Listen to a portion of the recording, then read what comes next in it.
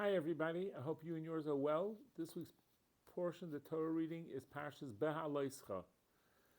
And Beha'alotcha has many interesting things in it, including an interesting discussion that people had with Moshe.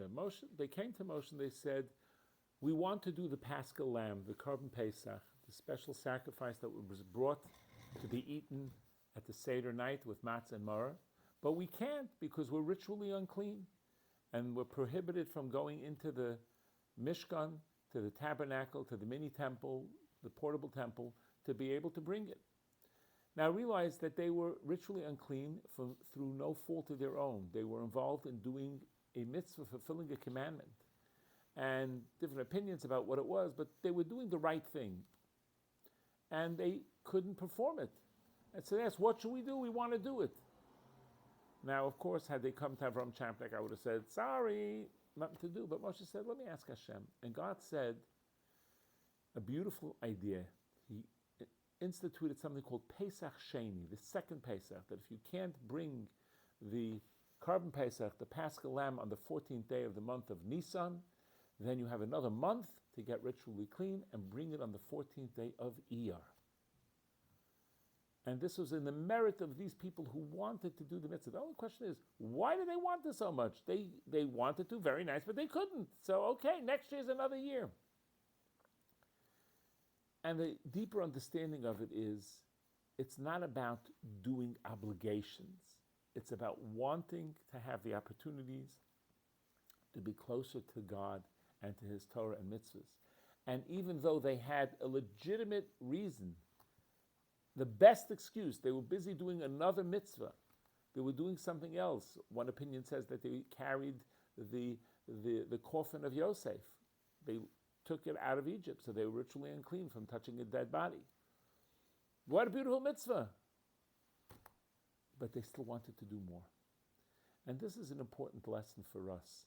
The idea of not just doing what we have to do, but looking to do more and to realize the blessing of each mitzvah and each fulfillment and connection to God, His Torah, and His people that we can have. I'd like to share a few examples. My father, blessed memory, needed open heart surgery. And he decided that he's going to have the surgery on Friday. So I said, Tao, why are you deciding to do it then? And he said, because I know I'll be in recovery on Shabbos. And I won't be able to put on tefillin, the phylacteries, the black boxes that men wear when they pray during the week. Shabbos, I don't wear tefillin, so I won't miss out that mitzvah. This way, by the time Sunday comes around, I'll be well enough, hopefully, to be able to put it on. Another example of this kind of fighting to do the right thing. A great Hasidic Rabbi, the Kapishitzer Rebbe, he wanted to sit in the sukkah. Now, this was New York in the winter, very cold. He was very old and weak, and his family begged him not to do it, and they saw he wasn't listening. So they called a different Hasidic Rebbe, the Satmar Rebbe, and they asked him to speak to their father, the Kapishitzer Rebbe, to please not sit in the sukkah, because the weather would be too cold for him. He's old and sick. So the Satmar Rebbe did not just call up the Kapishitzer Rebbe. He traveled from Williamsburg in Brooklyn to Borough Park and went into the Kapishitzer Rebbe and says, Kapishitzer Rebbe, you're not required to stay in the sukkah. You're not well. It's too cold. And the Kapishitzer Rebbe said, you're right. But Satmar Rebbe, let me ask you, what would you do? The Satmar Rebbe looked at him and said, have a great Yom Tov, have a great holiday. He had nothing to answer because he realized that the Kapishitzer Rebbe's yearning to stay in the sukkah was so great that he wanted to do that mitzvah, and even if it's a little inconvenient and a little hard. And finally, I know a special woman who mitzvahs were very important to her, and she was traveling with her husband for Shabbos, and they left with plenty of time to get there to their destination, and unfortunately through a series of events, traffic and accidents and car problems, they got to the place where they were staying just in time for Shabbos, but she couldn't light Shabbos candles. And what was her reaction? She broke down and cried. She cried. I can't light Shabbos candles this week. And yes, she could light another light the next light, an extra light the next week. There are different halachic situations at which she could do to replace it.